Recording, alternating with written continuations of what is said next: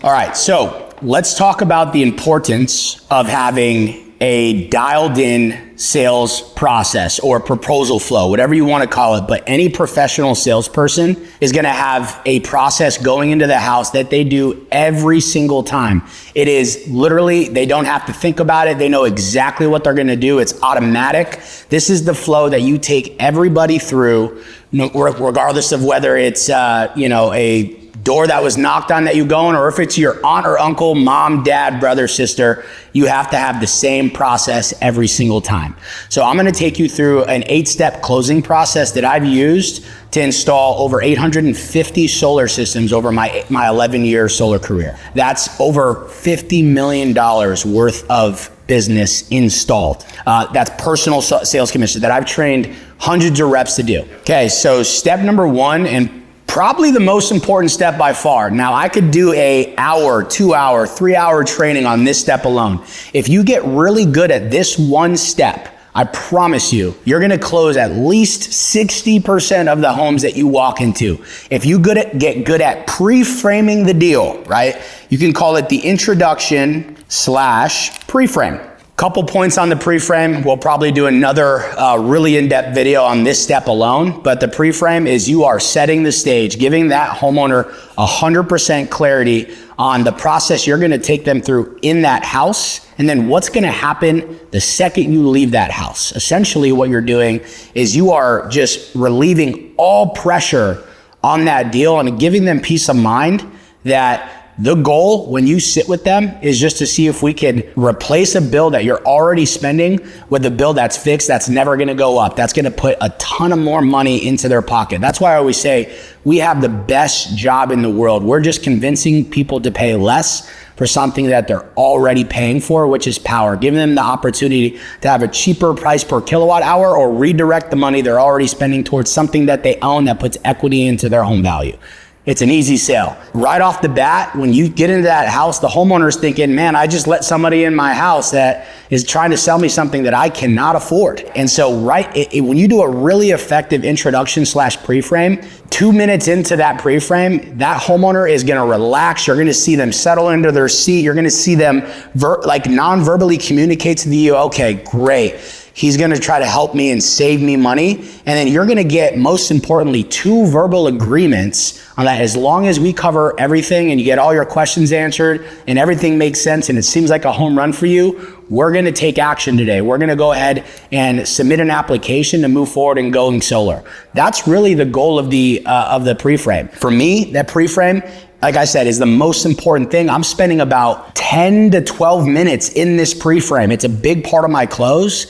I cover a lot of information that, again, we'll do a detailed breakdown of how this pre-frame is structured for me personally. But number 1 is introduction / pre-frame. Huge part of the close, okay? Step number 2 is gonna be questionnaire. We are at this point of the sales process trying to essentially get all the information, all the potential objections that we're gonna run into, that we're gonna need to handle through our sales process. It's basically, the questionnaire is the roadmap to the close. When you get really effective at asking the right questions and listening in your close, they're gonna tell you exactly what you need to do in order to move forward, in order to get the deal, in order to close the account. And the questionnaire is aimed at being able to do that. So you're gonna ask a ton of questions like, have you ever sat with anybody before?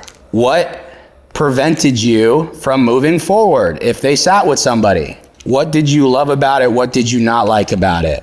Right? These are just questions that I'm just giving you as ammo when you transition from the pre-frame into the close. By just asking those questions, if they sat with somebody before, they're gonna tell you exactly why they didn't move forward. And then you can just present them a solution that will solve that problem for them, right? They just gave you that ammo. What are your plans for home improvements with this house? identifying what different projects they plan to do on the future, right? You could use that as a weapon or as a tool to build value later on and what the tax credit can do for them in giving them opportunity to do those home improvements or potentially bundling in those other home improvements into a solar project. That's something that you can do with solar when you're financing a solar product. It's a really, really, really amazing tool that most homeowners have no idea they can do. And then, really being an energy expert, doing an energy audit, asking about, are you using all the power you want to?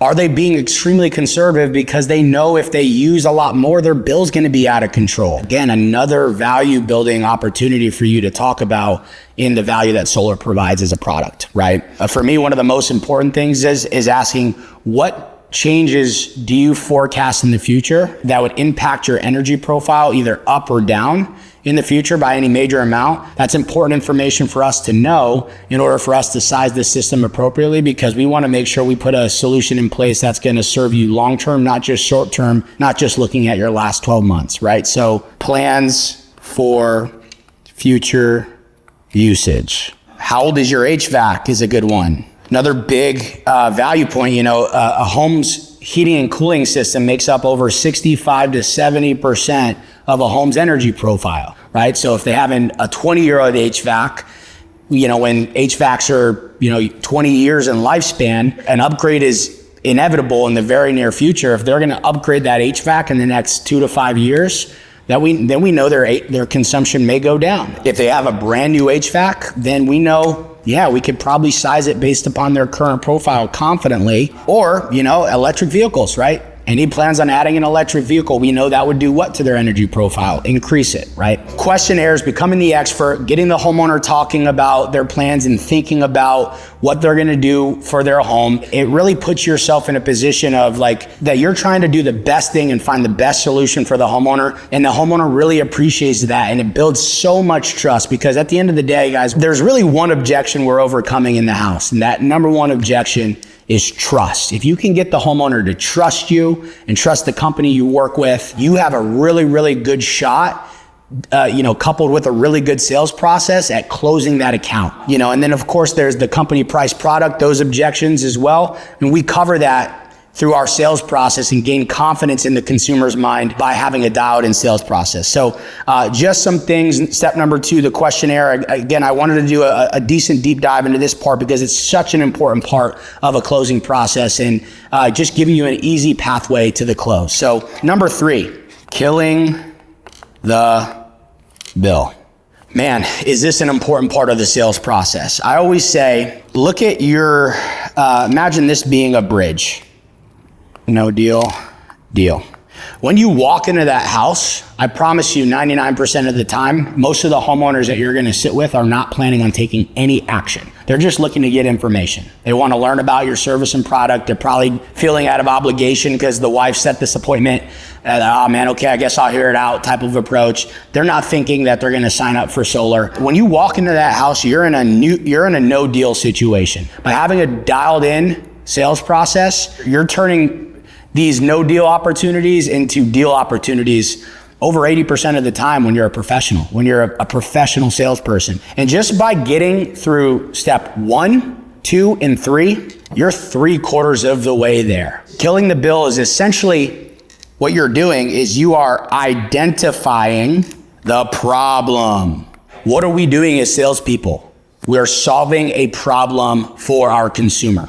Plain and simple. And this is really putting a magnifying glass on the problem. And the problem is the fact that they're in a monopoly. If you're not in Texas, right, you're in a monopoly where you have no choice but to pay whatever rate that monopoly says you have to pay. And guess what, guys? The monopoly is raising rates every single year without their permission. They don't realize it. It's like they're in an abusive relationship and they have no idea. It's all they know, so they're scared to get away from it. That's where the consumer's at, right? And so this is really, really, really, this is like the therapy session that you're the therapist, with that person that's being abused, and you are like making them have a light bulb moment come off. Oh my God, I need to change my situation because this is a threat. This is a problem in my life that I need it removed, and I need to remove now. This is gonna do what?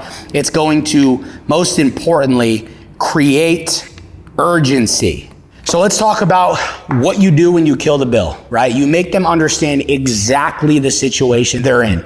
The fact is that they're probably in a regulated energy market. If they're not, they're in a deregulated energy market, which is a problem as well. And so you're talking about the fact that they're in a monopoly, their costs are going up. You're breaking down all the charges and fees and taxes that are on their bill that have absolutely nothing to do with what they're actually paying for power. And the fact that if they were just paying for a simple kilowatt hour, that their bill would be significantly cheaper, but they're paying for not just power, but for the way that they get power to the house through transmission, distribution, going from the power lines to the substations, to the transformers, all the way to their home. And in that process, so much of that power is lost on the way. You are painting that picture for them. You're like Picasso, and they are, just watching this masterpiece unfold in front of them. You're creating that urgency, and you're painting the picture, identifying the problem for them, so it's clear that they now understand this is a big problem that I didn't realize I had. I didn't realize how big of a problem it is, and I didn't realize how much it's going to impact me and my family over the next 5, 10, 15, 20 years that they're going to be living in that house. So killing the bill, massive part of the deal. Step number 4 is a piggyback off of killing the bill, but it's really illuminating if they were to make a decision to stay with the utility, what is the cost of that? People don't look at their utility bill as a debt that they have to pay. They don't even look at it as a lifetime bill. But what I always paint the picture is this: as long as you live in this house, I always pose a hypothetical question to the homeowner. I say this, I say, hey, hypothetically, if you were to stay in this house over the next 20 years, I know that might not be the case. You guys might upgrade the castle, might move on to greener pastures. But let's just say hypothetically, this is a forever home that you decide to stay in. How much do you think you are going to pay your utility over the life in which that you stay in this house? And I make them answer and respond to that question. What they're going to do is they're going to throw out a number. Usually it's significantly less than what the reality of it is. I am going to then, again, show them factually what that would be over the next 5, 10, 15, 20, 30 years if they were to stay with the utility, what they're going to pay over that course of time. So it's called the cost of doing nothing. Now, the way that I do this is I have a tool that I share with all my closers, a spreadsheet, a chart, where I put in their average bill, and then I plug in the inflation that they're experiencing within that utility, either 5, 7, 10%, depending on how much rates have been increasing over the last 5 years, and show them clear as day what their bill would be in 5 years from that date in terms of an average bill. And then they're not just the average bill, but their cumulative payments, right? But the cumulative payments that they're going to pay from now until then, what that exact number is. The number's far greater than what they think in their mind. And so you're painting that picture, man, I owe a debt to the utility, and I'm in a lifetime contract with the utility where I have to pay whatever they say I have to pay. And I have nothing to do. There's nothing I can do about it because they're the only game in town. They're a monopoly. I show them that over 10 years, right? Their average bill and their cumulative payments and what that would look like. And then I show them that over 25 years because that's the same term typically that these agreements are that we're helping homeowners get protected with, right? And so I show them apples to apples, 25 years, what their average bill would be in 25 years in the utility if they were to do nothing, and the total amount of money that they're going to be spending from now until then. That number is staggering, right? And that's what I tell them. And they throw out a number, and I say, look, yeah, I mean, that it's probably higher than that. The plain and simple fact of it is that the number is staggering. I use that word. It's a powerful word, and it has impact, and it evokes an emotion.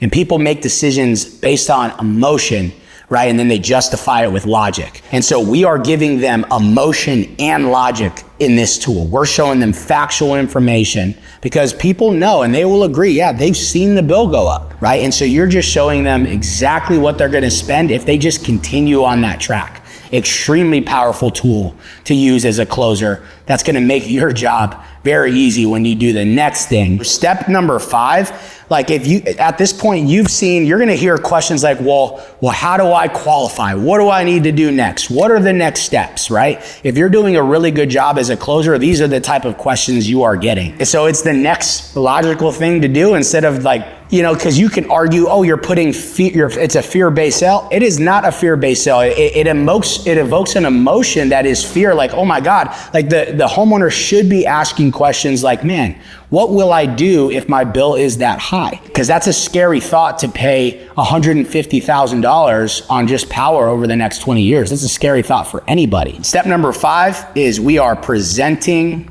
the solution. Presenting the solution. And that's where essentially, the way I do it, I'm old school, man. I've done this 11 years. And so I'm not really selling on these fancy proposals. I'm selling on pen and paper, showing them a chart, clearly illustrating this point: money, time.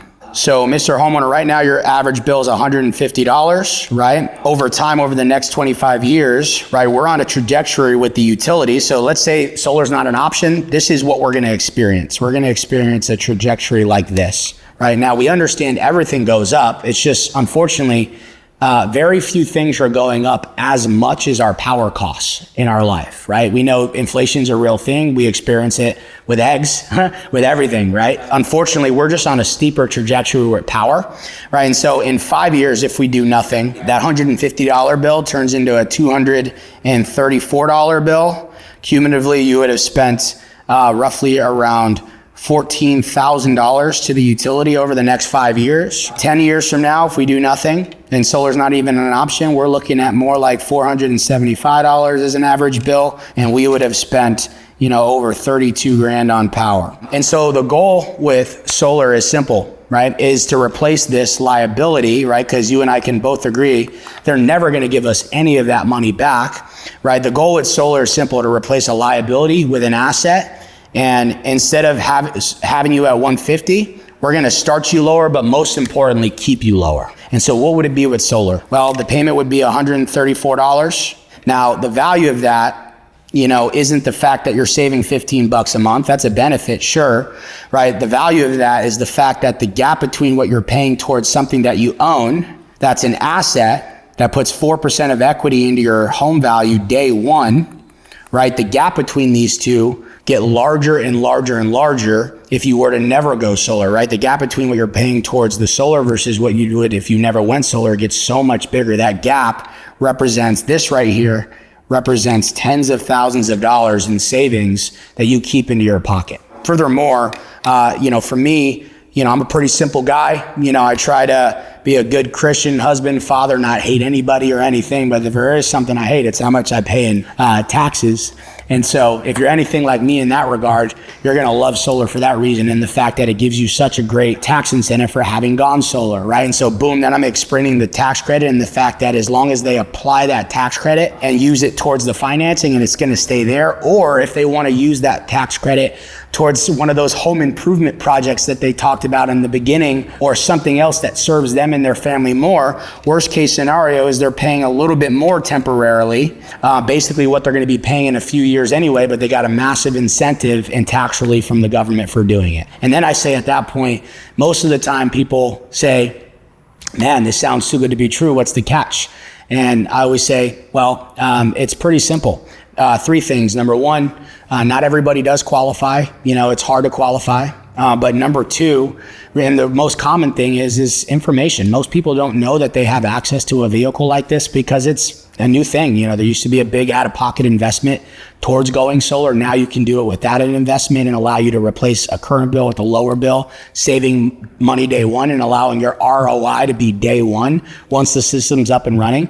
Most of the time people have no idea this is even around. So it just comes down to information and understand how that would work for them. And that's what we just did here today. And then lastly, you know, if the utility allowed everyone to have net metering, you know, it would be bad business for them. So they limit the amount of applications per grid zone, and we're in an application phase here. So it's important, as long as this makes sense and you choose ownership instead of continuing to put the money towards the liability, that we see if you're eligible. If you're eligible, we're gonna then okay some forms and then see if the house is a good fit. Does that sound fair? Boom, right? And I get a verbal agreement, and then I assume the sale, and I move on to step 6. Step 6, it's basically the start of the close, okay? And that's running credit. So we're gonna be running credit on one of two products, a service-based product or an ownership-based product. Either way, the process is the same, right? So after we had just built pain, presented the solution, got them concept committed to the solution that we presented, then we start a fluid closing process. And the start of that is running credit. This is a big part of knowing your tech, understanding your tools, and having that prepared and ready to go like before you've presented the solution. You should have built your design, built your proposal, had this primed and ready when you got them to concept committal, so that you can smoothly transition into this process. And that's pulling up your design tool and your tech. For us, it's in SubHub, and we just press qualify, and that's a smooth transition. Okay, so what's your gross annual income? Boom. You assume the close. You don't ask for it. Okay, so can I run your credit? No, buzzword. Don't ever say credit, right? We're going to see if you're eligible. Let's see if we can get you qualified.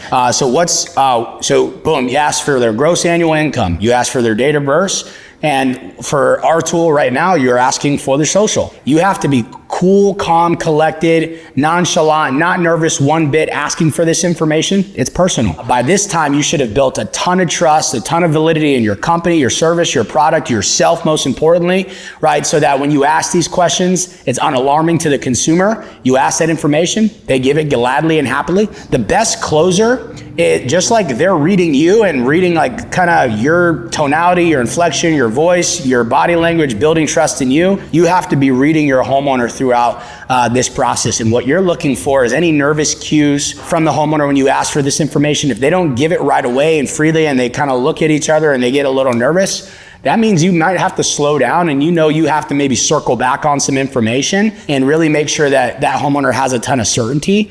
But if you did a really good job on those previous steps, 90% of the time, you're not gonna see that at all, and they're gonna give that information freely to you, and you're gonna be running credit. This is just knowing your design tool, asking for that information, and waiting for a result, which usually comes back in about 2 minutes. All right, and so this leads me to step 7. Ladies and gentlemen, this is where the rubber meets the road. This separates the amateur salesperson and the high-level closer. You know, you could be a really good salesperson, but a pretty shitty closer. Those are two very distinct, different things. So closing, getting them to actually sign that agreement, it's a very important step. So closing, this is after you've ran credit, we got a result, we got an approved homeowner, a fluid transition into saying, awesome, great. So Mr. Homeowner, looks like we got you approved. You should actually have an email from so-and-so saying congratulations. Go ahead and pull that up for me. They pull it up, right? For me, I'm selling a product called Enfin a ton right now. And the first thing that it says, congratulations, and what they're approved for in terms of a total loan amount. And it asks them to select the payment method. Can be a little bit scary sitting on that other side as the consumer. Why are they asking for my payment information, right? So what I'm doing is I'm 8-miling and like prefacing before they pull that up saying, okay, so you should have a congratulations. It's gonna actually say select your payment. Now, obviously, you're not having to pay for anything right now. You wouldn't actually have to pay for anything until we know the house is approved, it's been designed and engineered, it's been installed, inspected, PTO'd, 30 days of you accumulating credits before you start your payment towards your solar and your cheaper cost. They just ask for that information. Do you typically pay things automatic or do you pay things by check? Ask that question. Read how they respond to it. Are they nervous? Are they just freely giving that information? If they're freely giving that information, you're on a good track there. If they're a little hesitant, if they have more questions, you hunker down. You're James Bond. You're cool, calm, and collected. If they give a little hesitancy, oh, well, why are they asking for that? Well, because, obviously the next step is getting our application and signing up for the program and then seeing if the house is a good fit. If you haven't uncovered any objections up to that point, they'll certainly come out at this point, right? And that's where you're going to have to be as confident as ever, as assertive as ever, as reassuring as ever, as a true closer to get them to the finish line. if they give you pushback, well, if I need some time, that's a whole nother hour training that I'm definitely going to dive into here in a bit. But closing is essentially getting them to actually take action. They are signing documents. And so, that's what that consists of, is reviewing terms and reviewing contract, legalese.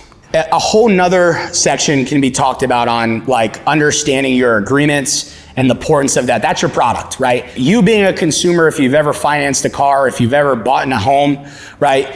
You've signed these legal documents yourself, but very dense, intimidating verbiage that is very much designed to protect the lender or the financial institution that's providing that service or product. It can be intimidating as the consumer. But the good thing about solar services and products, there's a ton of protections for the homeowner. Helping them understand, look, right now you're in a contract. You're in a lifetime contract with the utility, right? And there's no terms and conditions protecting you as the consumer as to why, on what they can charge you for power. They're able to do that almost freely at will, it seems to us right now, because of how much it's been increasing.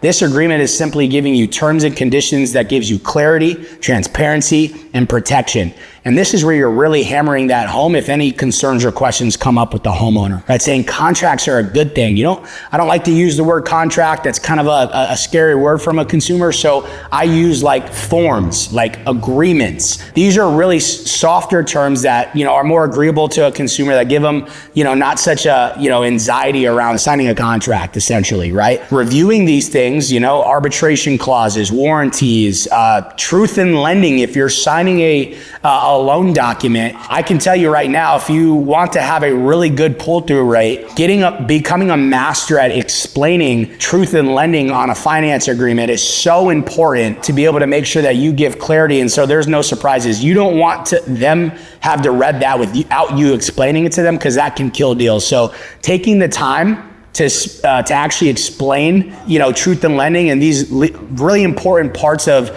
legal agreements that they're signing, because that is essentially validating everything that you told them up into that point is in writing it for them.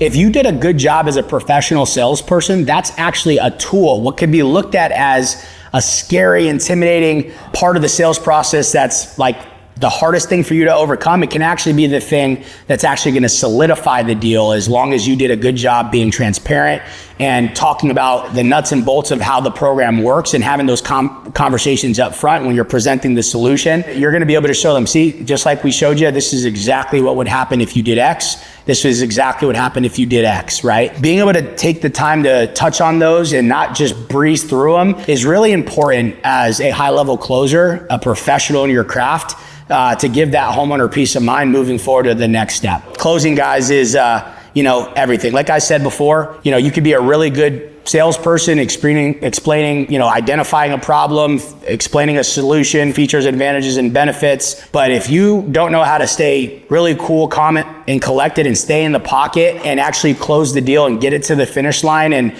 be able to have the tough conversations and overcome the no's and, really get that homeowner to the next step and give them reassurance, you're never going to be a top 1%er. Here at Spartan, we have top 1%ers. And so that's why we're putting together training tools like this to make you the 1%, to make you the best in the industry so you're confident going into any closing situation that you face. So last step, you've gotten through all the thick of it. This is really tying up the deal, and it's just the solidification process. So solidifying the deal, in the closing process, one of the things on the last step I should have mentioned, you knocked out any welcome calls, verification calls, all that stuff. But the solidifications after you've gotten through, perfect packet, welcome calls, finance calls, all those things, AI welcome call, all that's closed. Now the solidification is the close after the close, okay? It's building rapport. It's not rushing out of there.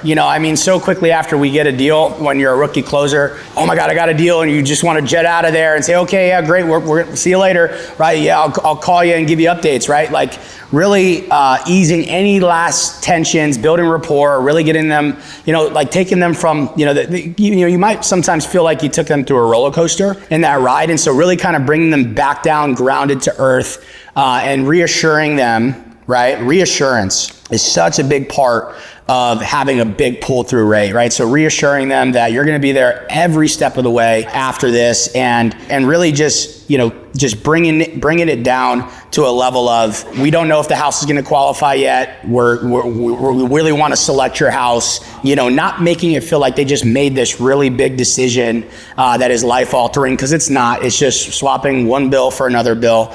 Potentially, again, ask any last questions is such a big piece and probably one of the most important parts right before you just get out of there. And so before I go, after you just spend some time building rapport, any questions at all that you have for me, now's a really good time, because I really want to make sure that you have 100% clarity on this process and that you feel 100% good about it in the next steps, right? So any last questions, solidifying it, tying it up, making sure that they have your phone number, they have all their, all the numbers to our customer service, to our team, everything, making sure they know the next step and when the site survey is going to be, and really just solidifying that relationship.